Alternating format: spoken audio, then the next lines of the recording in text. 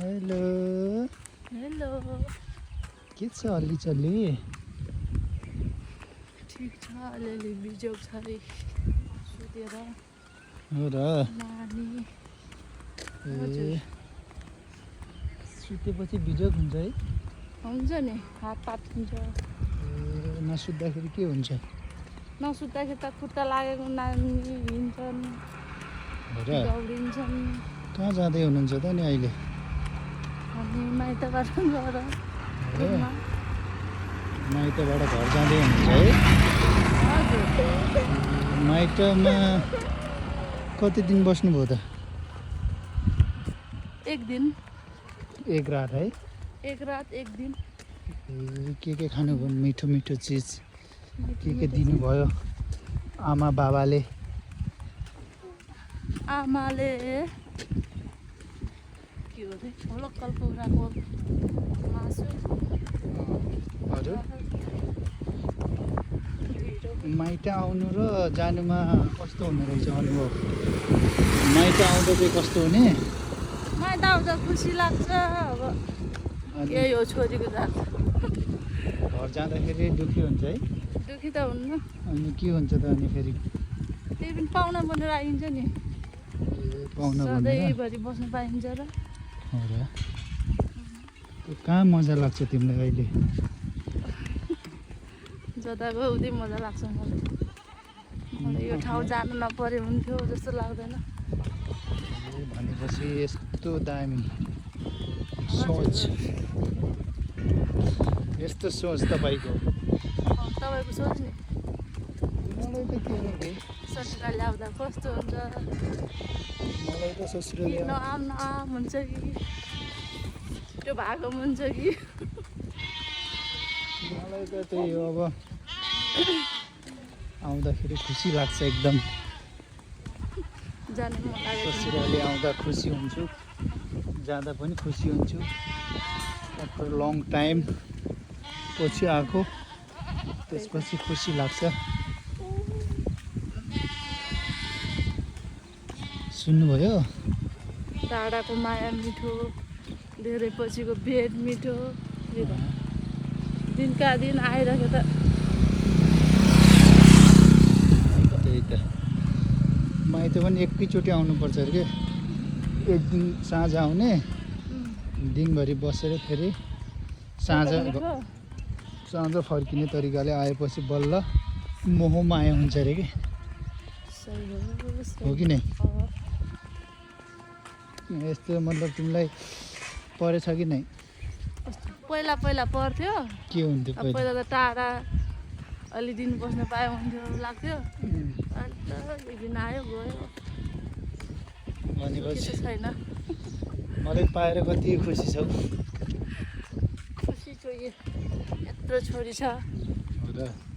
यही हो मेरो भनेपछि खुसी म मेरो खुसी यही हो ए भनेपछि म खुसी होइन पहिलो अनि नानी दोस्रो म पहिलो खुसी हो हो ए नि, नानी पछि जाने। फर्स्टमा चुज गर्दा कसले चुज गर्छ सबैमा ल फर्स्टमा सबै बराबर अलि बढी त्यस्तो नानी हुँदै हुन्न नानी चुज गर्दाखेरि के जस्तै सबैकै घरको फ्यामिली सबैकै चुज गरेर कसलाई फर्स्टमा राख्छौ नानीलाई त्यसपछि सेकेन्डमा त्यसपछि अब त सब बराबर हो त्यो बराबर हुँदै हुन्न हुन्छ बराबर ल के कारणले बराबर ल भने फेरि कारण खुलाइदियो अब फ्यामिली त बराबर त हो नि फ्यामिली पनि त हुन्छ नि अब फर्स्टमा एउटा लिएर सेकेन्डमा यस्तो यो कारणले भनेर भन्नु फर्स्टमा त अब आमा बाउ अँ जन्म दिएका अँ त्यसपछि कर्म दिएका अनि त्यसपछि त्यही वर्ष बराबर अलिकति माथि अलिकति माथि उकालो के उकालो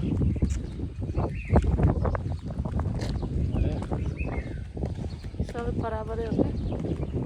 क्या बराबरै त्यस्तो हो हुँदै हुन्न है। त्यसो नि अनि अरू ओइ के हुनु हात पाटेछ मैले भन्दा बोकिरहेको छु हातको नसा देखिसक्यो यसले गर्दा दौडेको छ 7 बजे अरे दौडेर नसा देखिने होइन नि त के गरेर दौडेर त आफ्नो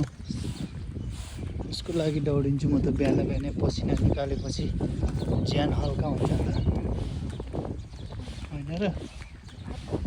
पसिना निकाल्नु जरुरी छ क्या अहिलेको परिस्थितिमा अहिलेको जेनेरेसनमा अहिलेको परिस्थिति के छ जेनेरेसन परिस्थिति के छ भने अब अहिले सबै खानेकुरा खानपिन सबै उ आउँछ नि त केमिकल त्यसपछि अर्ग्यानिक केही पनि छैन त्यही भएर आफ्नो स्वस्थ राख्नलाई स्वास्थ्यलाई एकदम ध्यान दिनुपर्छ के अब ज्यान त्यही भएर त्यस्तो मलाई भन्छु नि यार क्या दामी छ तिम्रो ज्यान कतिले भने हँ? कसले भन्यो सबैले भन्छ मलाई उताका देशीहरूले भन्छन् देशीले कसैले यहाँ त नेपाली म यहाँ दुब्लाएर आएछ भन्छन् नेपालीले दुब्लाको रे यस्तो दामी छ मेरो ज्यान खै देखाइदिनु म ज्यान कोहीको छ यस्तो नेपालमा किन नआउनु यही मान्छे पो नहोला अरू त थुप्रै छन् नि